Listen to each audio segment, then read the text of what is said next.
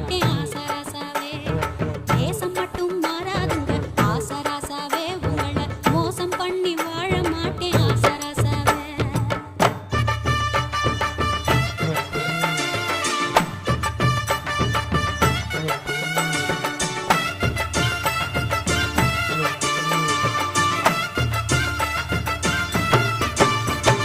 சாமியாக்கு சீலதை வச்சு மாடு கண்ணு மேய்ச்சி கட்டி